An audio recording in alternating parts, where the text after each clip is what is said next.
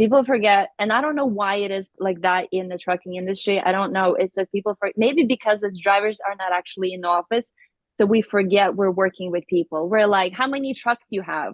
So that's kind of the perception of a trucking business. I have 20 trucks. No, you have 20 people working with you. That's who you should be worried about. So the See, human we got to element of change, it, like, not just we, but company owners, they got to change their mindset. But not even just company. I feel like it's brokers that got to change their mindset too, because it all tickles down from the top, you know? because the money is counted in trucks.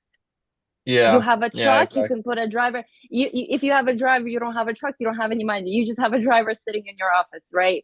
So the That's money of true it too. is it's just it's a truck. That's where the money comes from.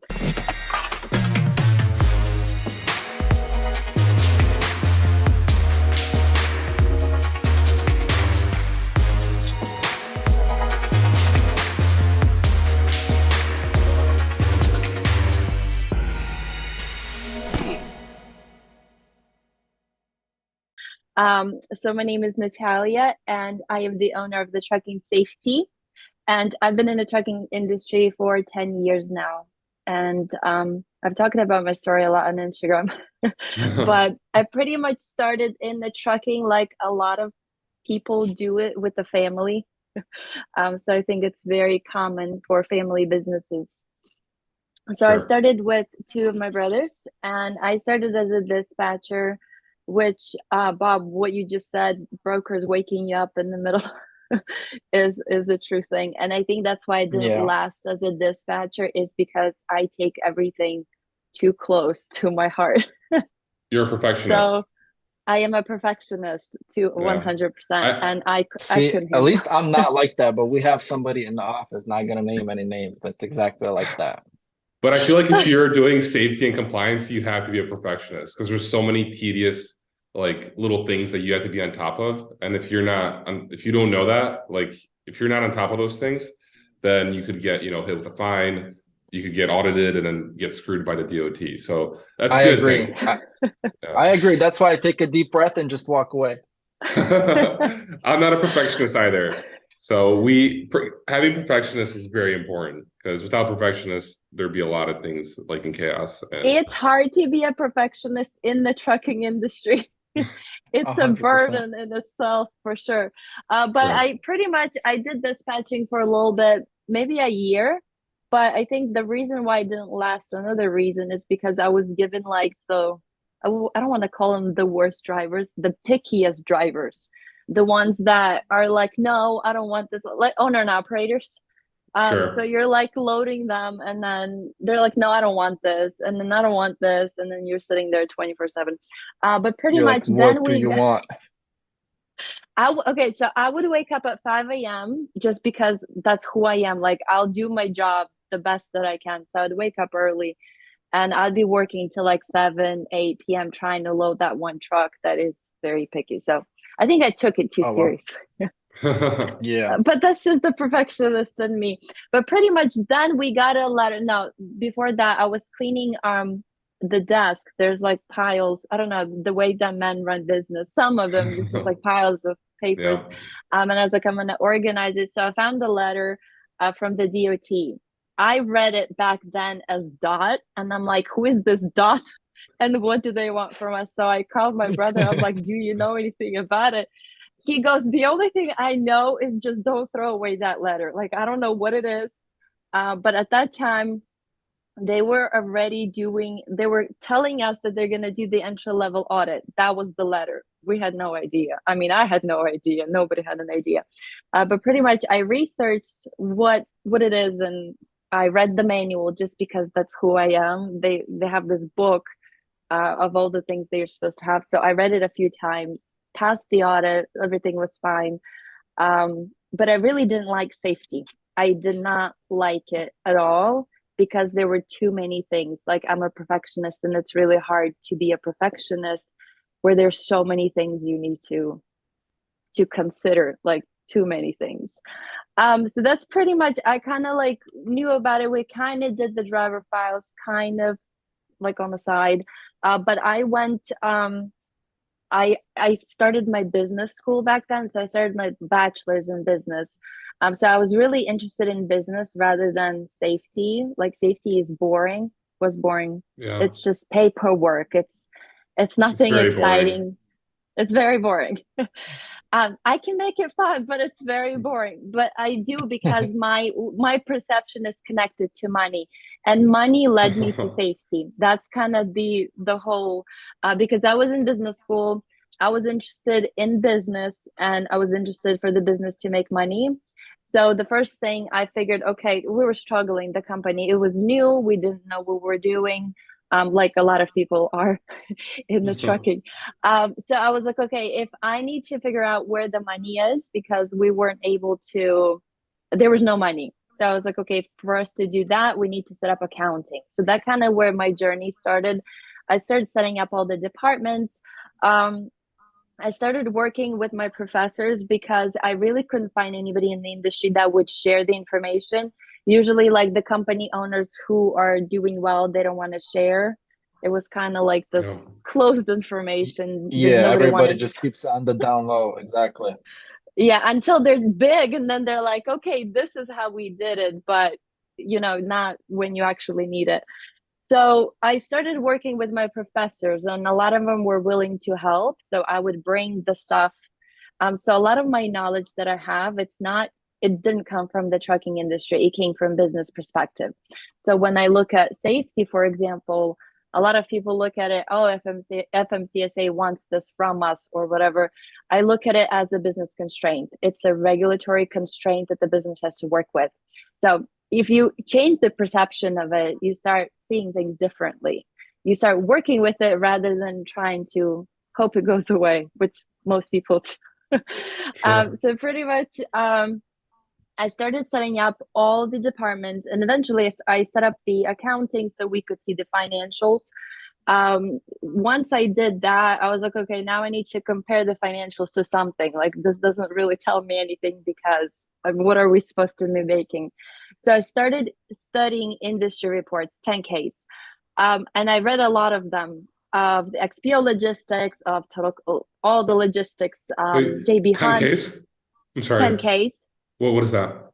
It's an industry. So 10K is the annual report that the corporations publish. It's the public, Okay. and like they publish it for the Publicly shareholders. traded company. Okay. Yes, yes. Cool. Got it. So the ones that are publicly traded, you can read on it, and then the Mm-hmm. industry reports come from Johnson. I use Johnson Bradstreet industry reports. Sure. They take all those annual reports and then they combine them. They create an industry report. Okay. So they pretty much tell Oh, you, okay, this company is planning this company is planning that. So on average, you can see like trends, you can see if what the financials looking like, what are they concentrating on. So I started studying those because I mean they're giving you all the information. You have these people, they have analysts, they have all these smart people working for their company. So they did their research, might as well read it. So that's kind of Sure. what I started studying, and I read a lot of them. And I started comparing their industry numbers. They give you financial ratios, what their debt is to assets, what their cash, like they pretty much provide you with everything. And I compared it to what we had, and I was like, okay, we're having a problem here. It doesn't really match. Yes, it's not going to be perfect, but at least you want to know like what are the profit margins, what's a good number to have of debt versus your assets, and like long term, short term, all of those good things. So then I pretty much was like, okay, our financials are off. We're not making money. So I started trying to figure out, and this took for this 10-year story. So I'm gonna shorten oh it a wow. little bit. So I was trying to figure out how we can make money in the sense of there, if you want to make money, you either increase the revenue or you decrease the cost. So just depending on your strategy. And I was trying to work with the strategy of the owner. So I wasn't, because it wasn't my company.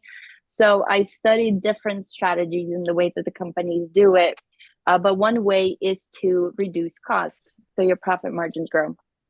And that's pretty much how I got back to safety, because I realized that the biggest expense is the insurance.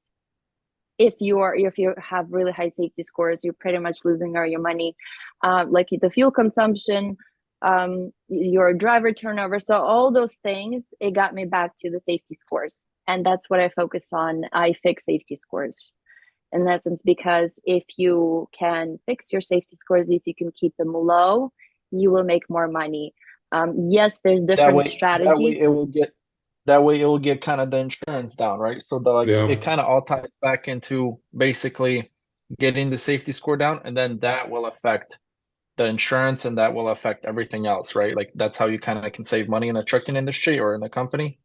Yes, so it's the insurance. A lot of it is insurance, because insurance can get very expensive if your safety scores are high. And I worked with a company where they were in business for 8 years. And because they had a conditional rating, their insurance was the same as the first year they started their business. Wow. That is very expensive. I'm curious, how is Bob's safety score? I don't think that's public information. Not great. Actually, you were supposed to check it, I think, or somebody was supposed to check it, and we checked it. I think they checked it today, and it was not good because of our last weeks we had out of services. Yeah, it's not great. Wow. Yeah. So now we actually got to figure out a way how to bring it all down. So I know when I was a broker, my idea is to get more trucks. That way it but somebody else's idea is not that. So I don't know. Yeah. When I was a broker, we looked at we had Carrier 411, and Carrier 411 just has all the metrics from FMCSA. And if there was like 3 scores above 80%, we would not use the carrier, just because then if we did, and let's say something happened and our insurance were to find out about it, like they wouldn't cover the load. That would be all our responsibility. Okay, but that's kind of so stupid, because listen to this. So we have our score, like yesterday, actually, some broker didn't want to work with us, right? Because of our score was too high. You can literally get the stupidest violations and the stupidest things, and you can have a brand new truck, brand new trailer, and good driver. You just have a bad DOT, or as Natallia said, a bad dot, that ends up pulling you over and giving you violations.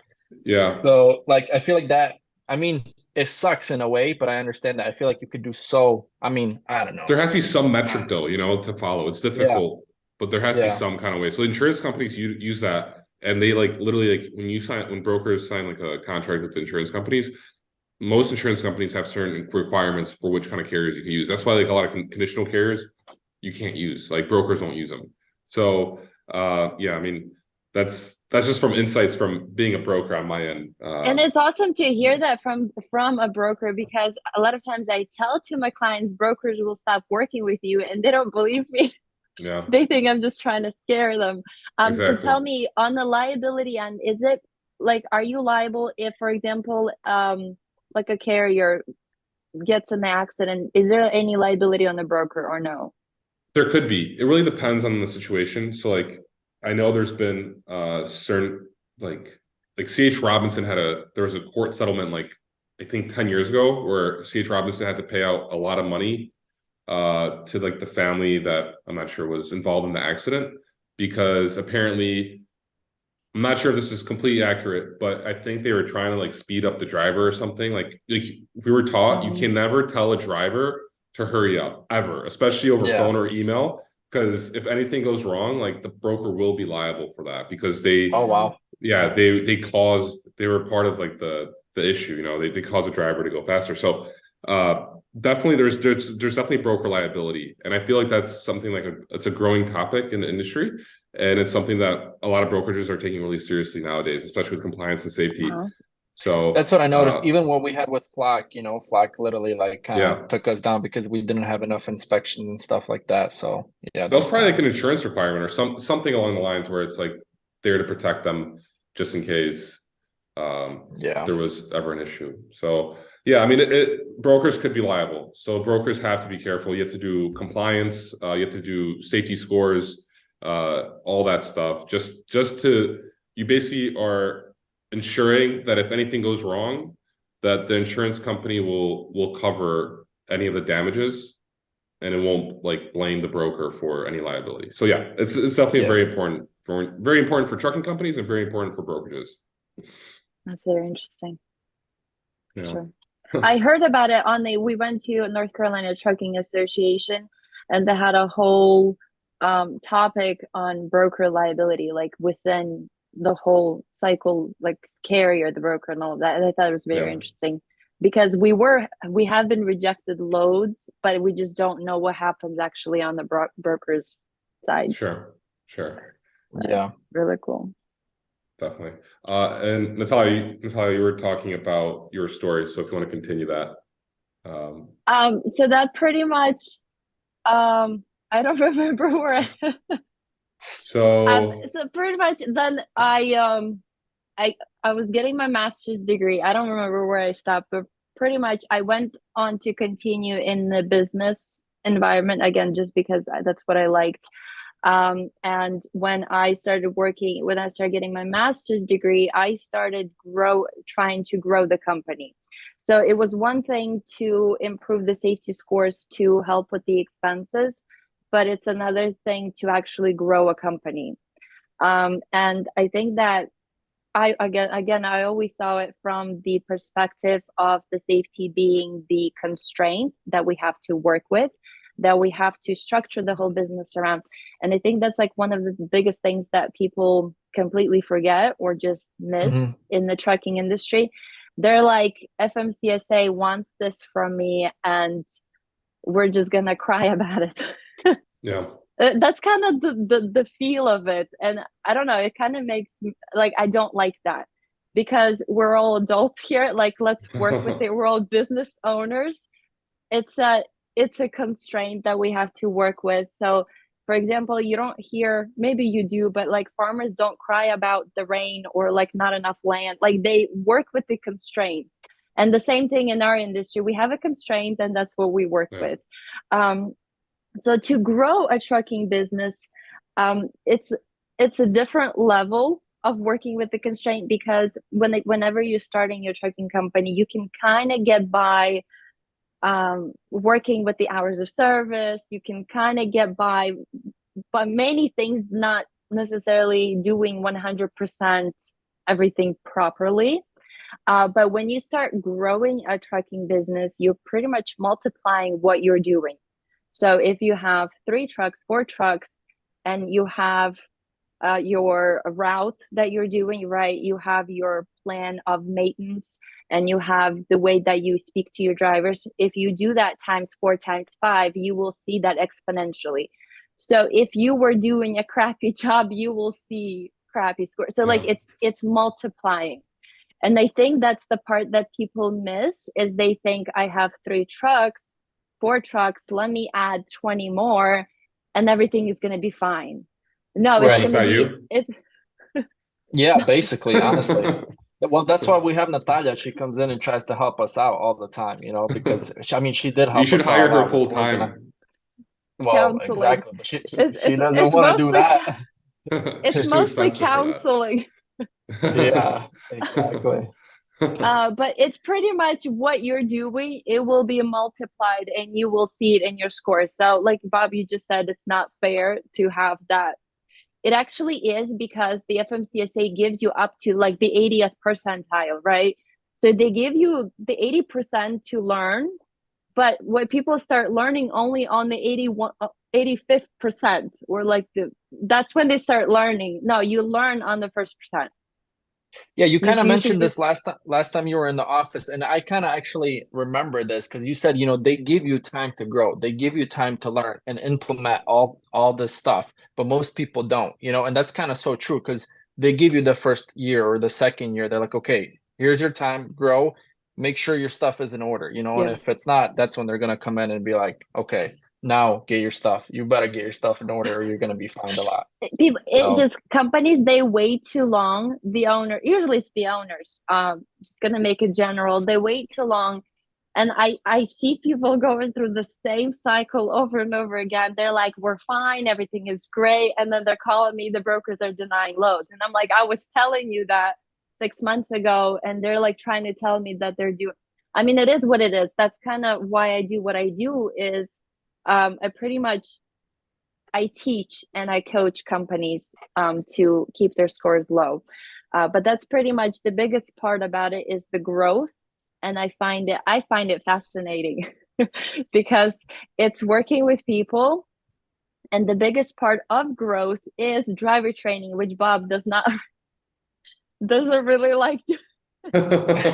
Hey, I tried. I posted 2 videos of training on YouTube. Then I stopped after that.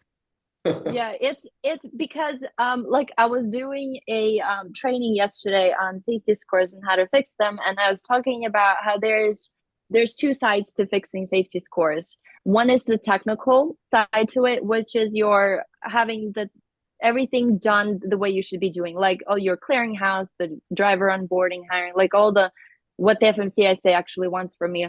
But the second part to it is the human element. That's what people forget.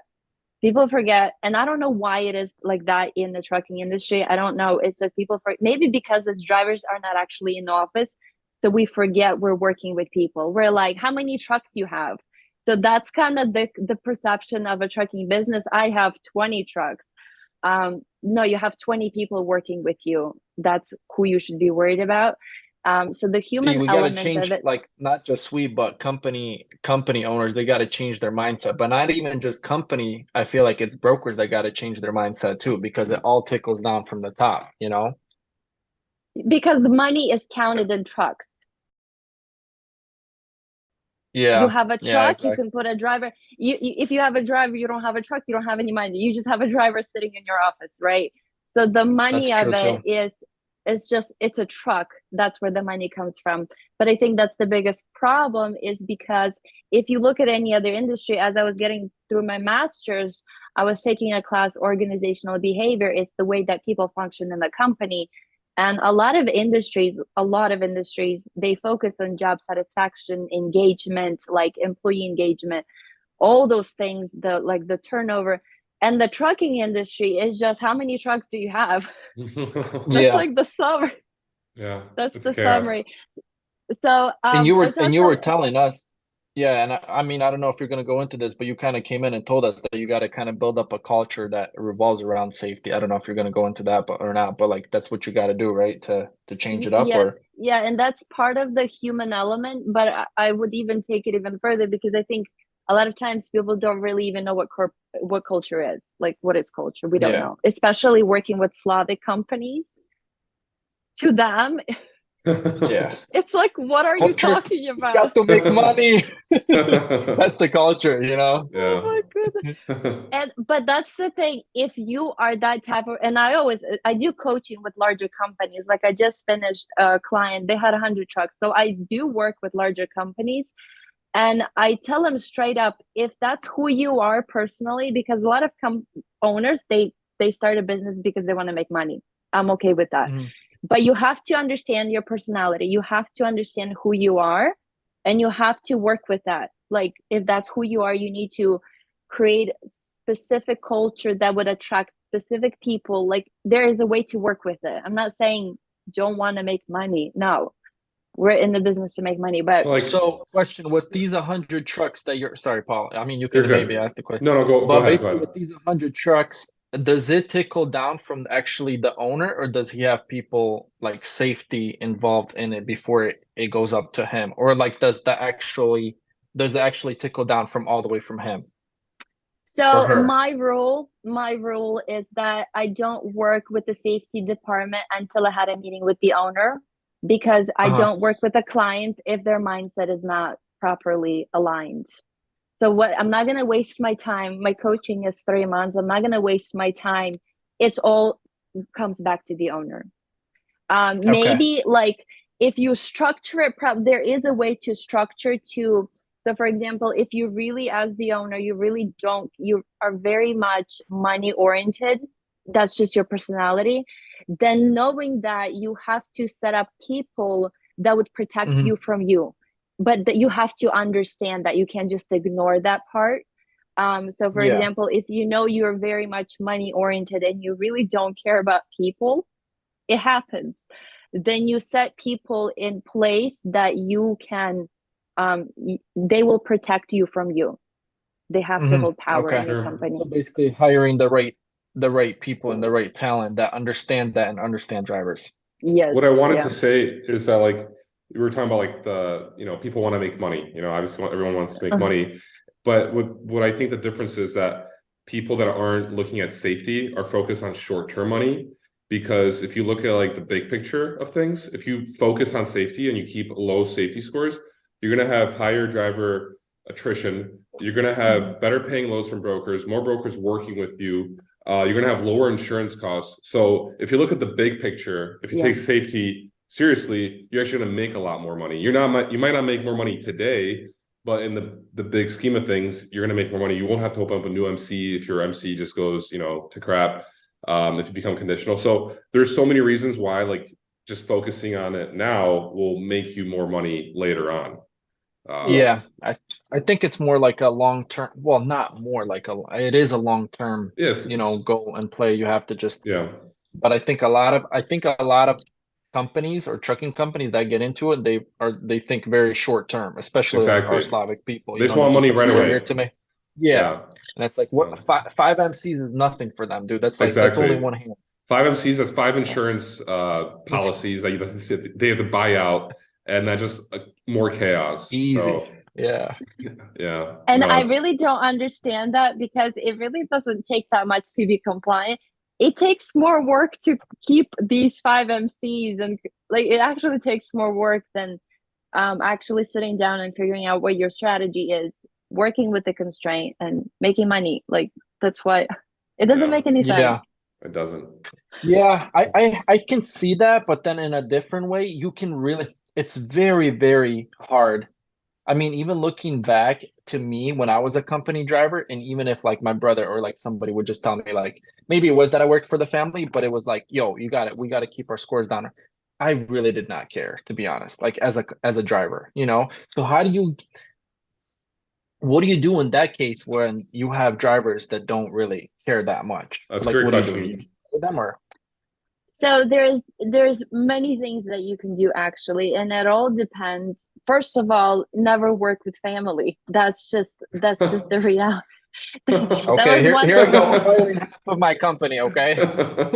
Now, when I was getting my master's degree, I had a professor, and at that time I was working with family. Every time he saw me, he was like, "Rule number 1 in business is you don't work with family. You go hang out with family, but you don't work with family." But another thing to it, like you said, how do you motivate a driver? And I think that's the biggest job of safety and compliance in my perspective. It's not really the driver files or the vehicle files or the logbooks. It's how do you motivate a driver to be compliant with FMCSA regulations? That's the job. That's the summary of the job. And the way that you do that is depending on your personality. I always suggest doing what is natural to you. So for example, if you are money driven, then you tie it to money. If you like to have a lot of fun, you tie it to fun. It has to come naturally. It cannot be something that is somebody's making you do it, like I'm making you do driver training. It cannot be that. So it has to, especially with the smaller companies, the way that the growth happens, it has to come naturally, because if it's natural, you're going to continue doing it. But another side to it is that when working with Slavic people, specifically, I've experienced this a lot. Most of them are like the entrepreneurs, like they all want to have their trucking business, so they don't care. When you start working with other cultures, they care more. Like it's just, you have to find the right people. It's not necessarily you're looking for qualified drivers. Yeah, sorry for breaking you up, but I think honestly, we're talking always about Slavic people because I think we are, but I think even on the last podcast that we had with David, we were talking about, I think the younger generation, they do care way more, I feel like, than the older generation. The people that had trucking companies 10 years ago or 5 years ago, and the people that are opening companies now or have companies now, I think it's a whole different mindset, So I think it is getting a little bit better where they're not really just like money driven, or they're actually and it is true.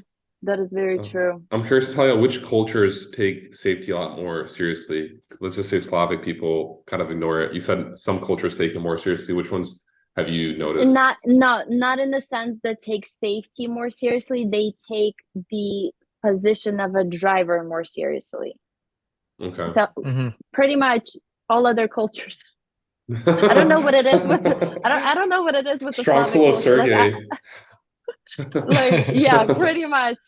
Yeah. But it's interesting that you said that about, because when I was starting the truck and safety business, you know how when you start a business, you got to do the beta group, you test it out, you see if it works. And that is usually the surrounding close family, friends. And when I tested the business that I wanted to do, people pretty much laughed at the idea, because they were like, people don't care about safety. What are you talking about? So when I started my Yeah. Instagram account, I was like terrified that people are going to be like, we don't care about safety. And when I did, I was very much surprised, because the generation of like my age, the owners of similar, Yeah. like a lot of them actually do care. And Yeah. like it was a different perception. Like it was completely different than what people told Which me is is gonna awesome. happen. Yeah. Yeah, it is pretty cool. Yeah. But back to the answer. So pretty much you want to find people that are right for you. That's the secret.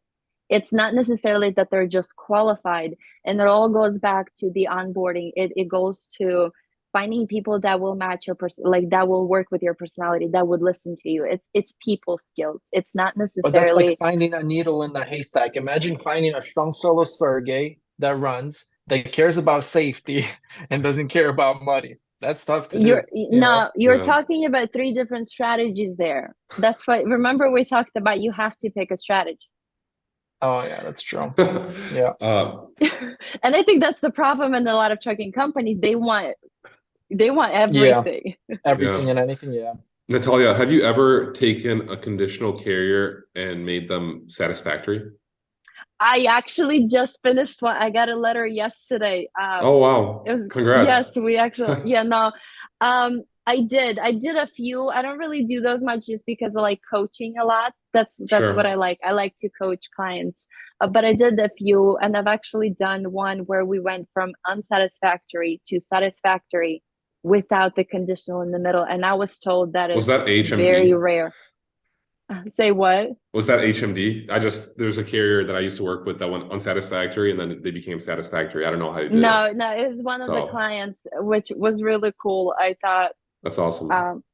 but like I said, I like to I don't really go deep into the law, because I found that when I do that, my mind changes, and I don't really like, because when you read too much law, which I did do before, it kills all the creativity.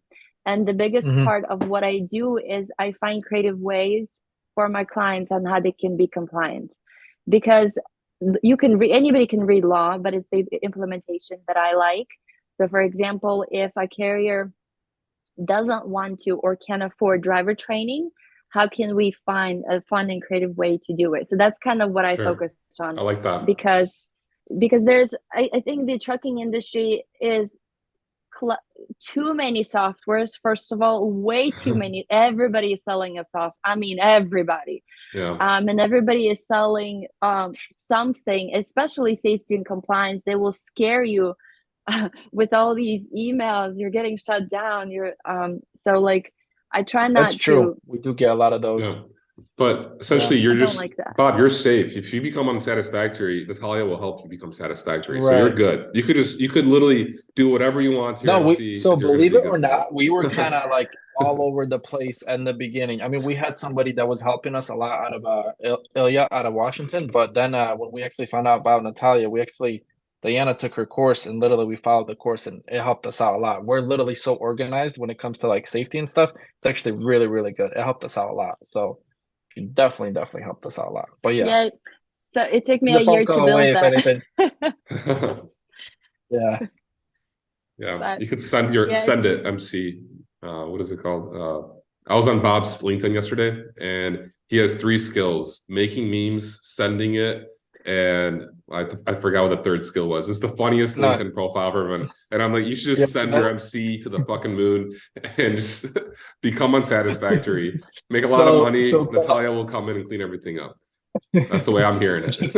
we're gonna be cleaning up, So- cleaning up the mind. That's what we do, is clean up the Literally. mind. So Paul decided to go check out my LinkedIn, and I don't really use LinkedIn. So literally, it's like a photo of me with the truck, and the description is like English, making memes, and full sending it. That was literally Full sending it. The skills that Bob has. The skills that I have. That's Yeah. That great. was so funny. It was hilarious. I'm trying to get on LinkedIn, but I just can't get through it. Really, I Oh, like I you don't know. LinkedIn should. a Paul lot. says it's really good. Paul says it's LinkedIn, really good. well, for me, it's been great in terms of like getting sponsors, getting like networking with people. I know there's not a lot, there's actually a decent amount of trucking companies out there. Like a lot of big trucking companies, the CEOs have big presence on LinkedIn. So for networking, it's the best social media platform, in my opinion. That's honestly I where I think I get have all my like business. 700 connections there, but I think I've made one post, but I don't know, something in the mind I have to get through. Sure. What's cool, you could have your company profile, trucking safety, and then you have your Yeah, personal I have profile. that. Yeah, so I don't know. I mean, I have FreightCaviar on there, and I have my personal profile, and I started a year and a half ago, and my personal profile has now like 12,000 connections, and my FreightCaviar has like 18,000 followers just for like regular posting. And what I use is I use metricool.com, and I automate my postings. So, and it automates Nice. it to LinkedIn and Instagram right away, where I plan 2 weeks ahead of time, and then I don't have to do anything for 2 weeks. So Dude, that's I what I don't like even about have it. time for memes anymore. Trucking is sucking the life out of me. But yeah. What's new this week, Bob, in trucking? Besides the fact that your driver got an accident. Just too much drama, too much crap, but it's all right. It's trucking. I can't even You complain. got a nice collared shirt today. You don't have your defund IRS No, so sweater. today, so today I had to go to the bank to ask them for another $1 million. No joke. I was like, I at least gotta dress up pretty good. But then I hit him up and they're like, they're both out of the office today. So I'm like, I literally dressed up for nothing. I usually don't like dressing up, But Imagine wearing yeah, your defund IRS I'm shirt to get really $1 million wearing like, loan. dude, I'm wearing like legit shoes today and everything, Nice, nice, Yeah. cool. I'm But just yeah. chilling in shorts right now. I'm back in Poland, so Yeah, okay, let's tie back to safety Nice. because yeah. I think we went a little bit. We have some Instagram questions. If you want to hit I those hope up. I can answer them. Yeah. So there is one question from Alessia 2508. How do you make drivers not speed? That kind of was what Bob was like talking about earlier. So I feel like we kind of Yeah, touched and on we that actually had topic. another one like how do you work with trucking companies to assess and improve their safety culture? Like so how do you do that? Or what do you exactly do? What would be like the steps? I know we I got a think little into it, but if you want to. Yeah, I think that's like both of them actually could be in the same answer, both of those Yeah. questions. So when I start working with my clients, like I said, I talk with owners. I try to understand who the owners are, what their personalities, and I straight up ask them. Usually, it's partners. That's just the natural. Like there's usually two people, three people. And the first question I ask, who cares about the money? Who cares about the people? There's usually two personalities because they find the other part that they can't do. That's just the natural occurrence. So then we pretty much I try to understand what drives them because it's the owners that drive the company.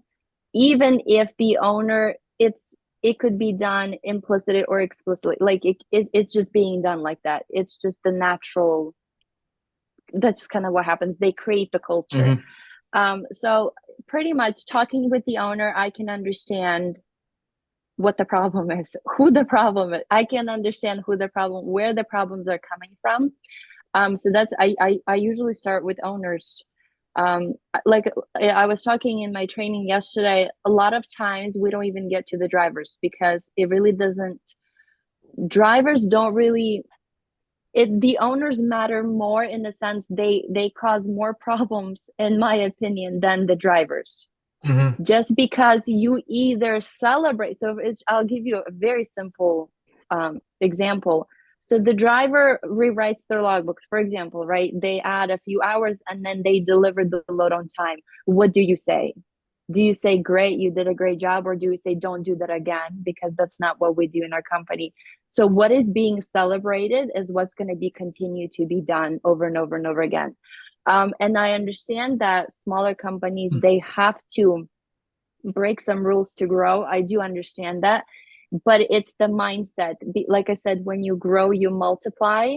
So don't grow with the mindset of this is okay. Like that's the problem. So if you let a lot of times driver speeding, driver tickets, it's because they're being pushed. It's because wrong things are celebrated, it's because wrong things are being promoted. So that creates culture. That makes a lot of sense. It That actually does. makes a lot of sense. Yeah. Yeah. So then you go in and basically break it down to them and tell them, listen, this is what you got to do, right? Yeah, like Or we like don't, change. and if you ever hear training done by like safety consultants like of the larger companies, they tell you in a company you never say, you always, as the owner, even if you don't believe this, but you always say safety over money. We believe in safety, even if you don't really care about safety, but this, because you say it, owners, it's being ingrained into their brain. So that's why they're like, they it's the words that you say, it creates the culture. It's what you celebrate, it's what you say, even if you don't believe in it, which you probably should, but at the beginning it's kind of hard to believe it. But it's what you say that creates the culture. So when I Yeah, we talk were with owners, go go ahead. ahead. No, go ahead. When I talk to owners, the words that they say, I can tell what the problem is. Like, That makes sense. Yeah. they're sharing their mindset, and that mindset you just exponentially, like if you have 20 trucks, that mindset is in the 20 drivers. Yeah. Yeah. That's Yeah. kind of what happens. No, that makes sense. And I think last time we even talked about like why all these big or mega fleets or all these even big corporations, not even in just trucking, but why they have safety as such a big thing. They have safety on their, in their offices, in their Yeah. warehouses. Like it's so out there, like boom, right there, because Yeah. they want to, And I remember even when I came, I feel like to America, like when we moved, everything was so like safety first, hard hats, gloves. And we were like, dude, we were wearing sandals back. Nobody cared about that. And we were like, psh. But then that guy's missing a finger, that guy's missing a leg, that guy's missing an eye. We're like, okay, maybe safety is important.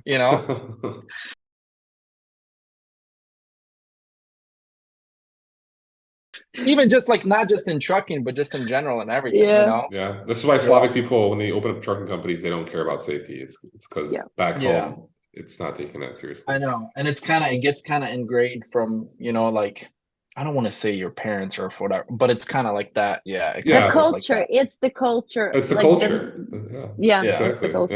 Yeah. Yeah. We're back at it.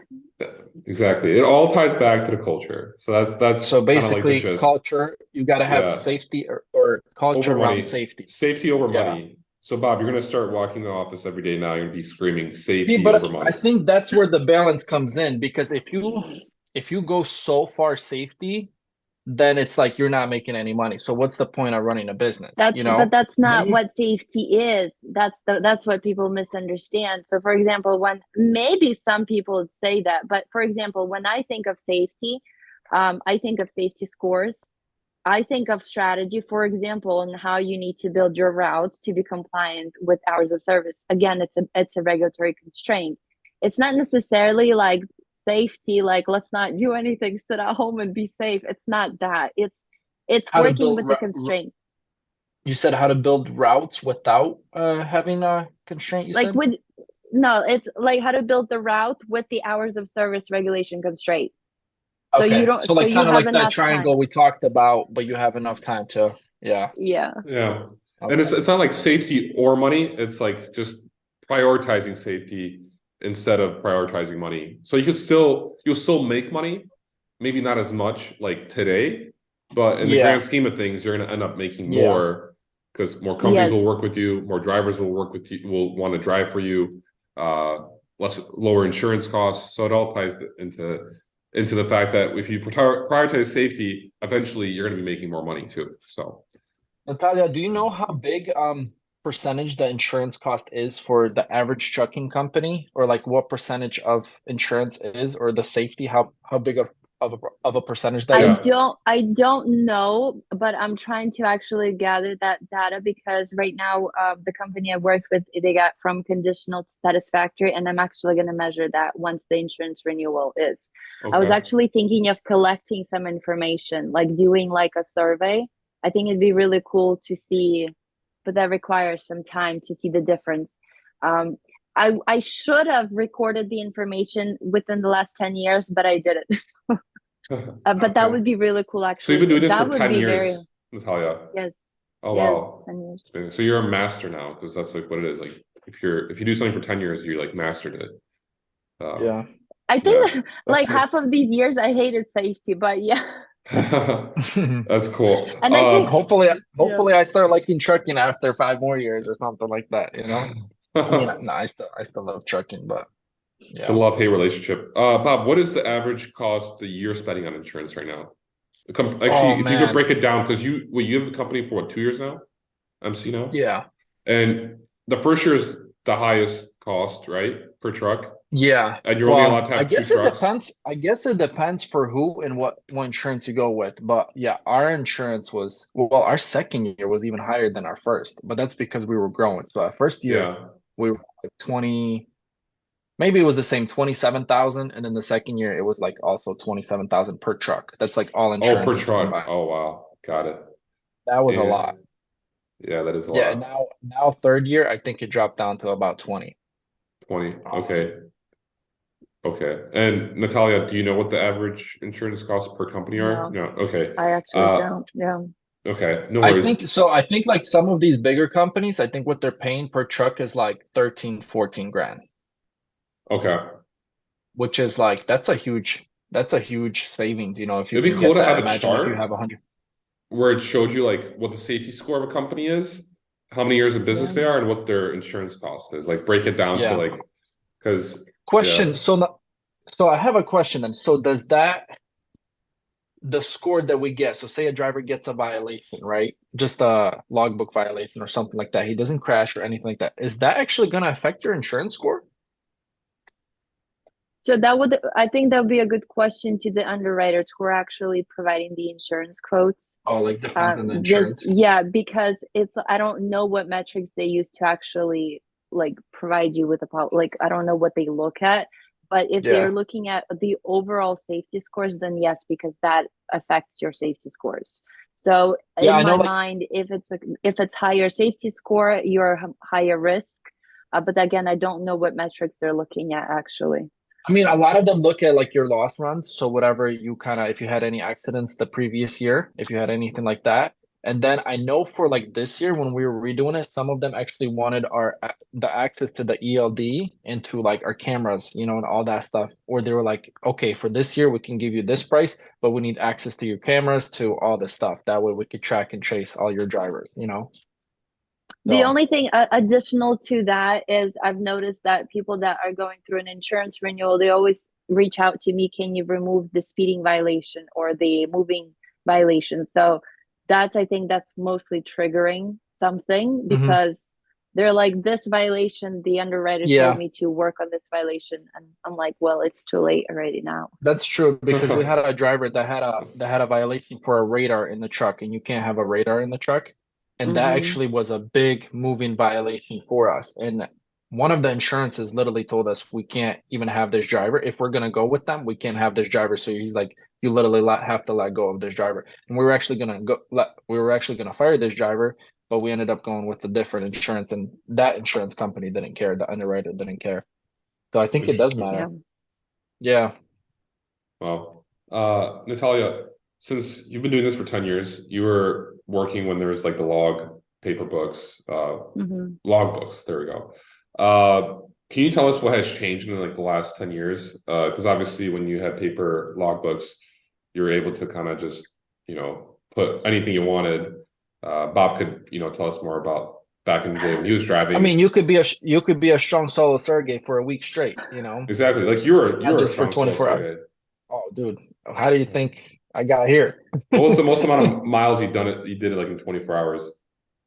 Well, I don't know if I should say this on the video. That's gonna, dude. Say it. They're Doesn't gonna be matter. coming and knocking them. No, no, no, I Dude, can't. it's like it was like years ago. The most I've done was 11 hours in 24 hours. So I drove 11 hours and then I slept for 10 hours and then I drove another 11 hours. Look at you. Okay. All right. Whatever. Natalia, what has We'll changed in the actually last? we'll get a strong solo Sergey on here that doesn't, then we could ask him what's he ran. But yeah. Sounds good. What's We'll the do that. I don't question? think I'm missing the question. So what has changed since like when you were doing paper logbook safety to now where there's everything like ELDs? Okay, can you tell us what has changed in terms of, coaching people about safety? Has it been easier? And what are your thoughts on the whole ELD system and Yeah, compared to paper is it logbooks? more safety or And is this how many of your clients currently, or how many do you have a lot of drivers that are currently using paper logbooks still? No, so I actually don't. I work with legitimate companies. Well, what if you have an But old truck? no, I understand the well, you question. can't I go to think that California now. Yeah. Go ahead, I go ahead. think that the for me personally, and like what I was trying to do at the time, because we were in that shift, nothing changed because years before that, like I was telling you, I was coming up with a strategy where we could work with the constraints of hours of service regulation. So it was never about rewrite, even if there was paper logbooks, I'm about think creatively and create a strategy that works with the constraint. That's my take on it. Don't try to make it hard for yourself in the like it doesn't make any sense. Like if you're a business owner, come up with a route, test them, and figure out a way how to make money and be compliant. That's pretty much the summary of it. And I was actually working on that before the even the ELDs came about. So the problem that I think that question or that whole concept comes from the fact that what people do is they run illegally. For example, they rewrite the logbooks, and I've actually worked with a client where everything looked perfect on ELDs, but when they were going through a compliance review, the miles didn't match. Everything looked perfect, but the odometer didn't match because when you log back in, the odometers would skip through. So they actually got fined per each violation. So it's not per driver that you get fined. I think it was like $270 per each occurrence. So 30-minute break occurrence, 11-hour occurrence, 14. It was like $27,000 fine, um, Yeesh. just for the ELDs.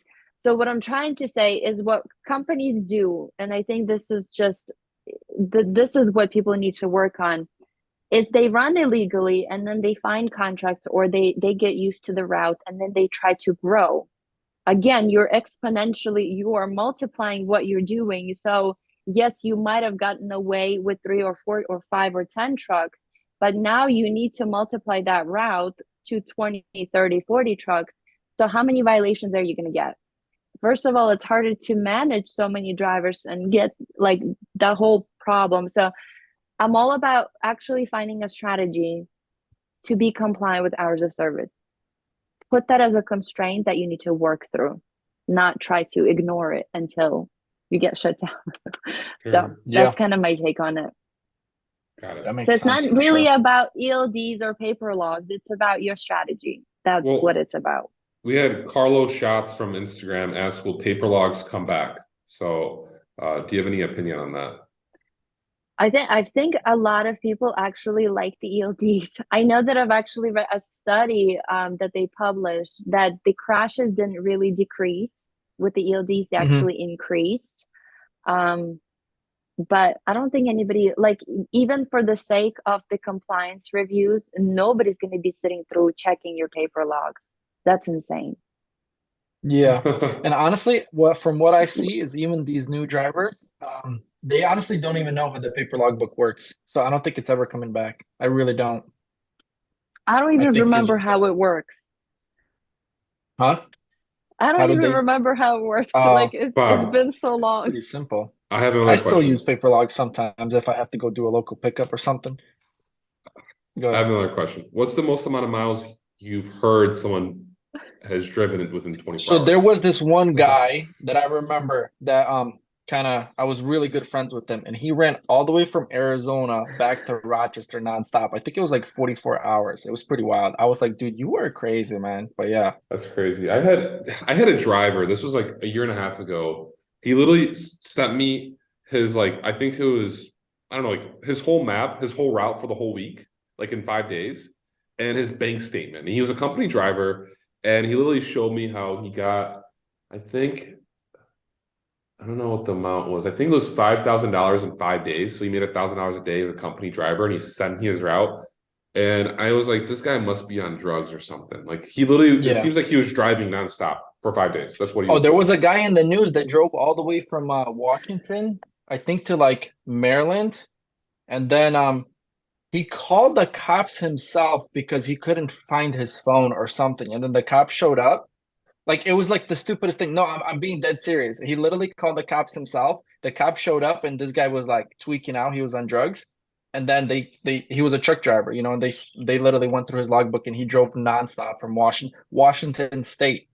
You know, it was like 3,000 miles or something. It was That's insane. Wow. insane. That's so Natalia probably dangerous. hates all this that we're talking about it because she's like, yo, you guys need to change your mindset. You guys are talking about people Well, we're talking about that like, are yeah. not safe. No, I'm actually this is what I work with, so this is not I mean, I guess we're Yeah. just kind of this is proving not the the point that Natalia's really, helpful and necessary in this industry because there's a bunch of psychopaths out there that need help. Right. They need more Yeah. than just compliance help. They need God. and that's amen. Yeah. Yeah. True that. But yeah, but compliance is huge, I think, in trucking. I feel like me myself, I didn't understand that at first. Even when I was a company driver, I definitely did not understand that. I didn't care, you know. Then when I became an owner operator, I cared more because I remember our company, they would charge us. So any violation we had or any like speeding, it was a lot. It was not cheap. It was like and the thing is, they would actually implement this. So if you would get a ticket, they would, or like if you got a speeding ticket, they would actually charge you that $500 or that $1,000. You know, they didn't charge me, I think, once because I was like Instagram famous, and they're like, "Fine, we're gonna let this go." But for the most part, I remember that they charged me for the other one, and I actually kind of like, not that I stole the idea, but I actually thought it was a great idea, and we're actually doing the same thing. We're implementing it in our company, where like for if they have good clean inspections and everything is good, you know, they get a bonus. If they do have a violation or if they do get a speeding ticket, then they do get charged not just for the ticket, but also for getting that violation. And I feel like it kind of does change the mindset of, you know, of the driver. And so that's how I went from a company driver thinking this, and then I went to an owner operator thinking this, and now that, like, you know, we kind of own a few trucks, I think completely different because I do see how important it is, you know.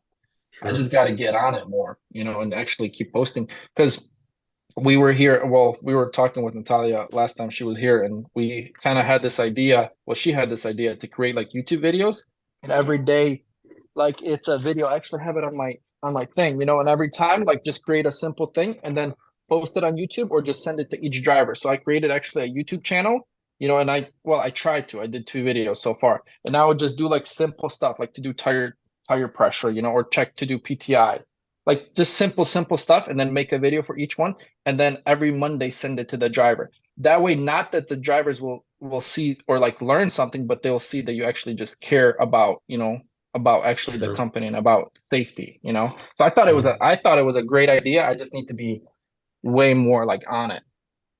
Yeah. Sure. Yeah. And I think that trainings like that from the owner are much more effective than if you would have just sent a recorded, like somebody professionally recorded, because they're already tuning those out. It's so overused in the industry. Those professional where there's a person standing next to the truck talking about safety. Yeah. Oh yeah. They're used to them. You're tuning, you don't really care. But if it's like the owner is speaking, you're like, okay, the owner cares. And he's Instagram famous, so that's a nice plus. Yeah. Well, But some of yeah, the drivers it don't worked. even know, don't even know that, you know, or they don't really even care about that. But I think like what she's saying, it's actually a big thing because imagine like it's It's actually the true. owner sending you a video of recording and like, hey, do your pre-trips, you know, check your tires because, dude, we had a driver that literally pulled into the weigh station with the tire completely blown off of it, you know, and got it out of service for that. It's like, I mean, how do you even do that? How do you not check your tires in the morning? Do you not hear the tire popping, or do you not see the light that it's, you know, flat? So it's just like simple stuff like that, you know. But yeah. Sure. Uh, Yeah. cool. What else? I have a few questions Questions? from here. If we want to touch on them real quick. Have you ever do you have any experience removing freight guards? I don't know if I'm she guessing does that's a that. I no. don't think so. I'm No, guessing yeah, no. It because was that's not, yeah. and that's the thing. I always get that question in my Instagram, and I'm like, that's two different things. Everyone Like, cares about yeah, that. Like on Instagram, everyone's Yeah.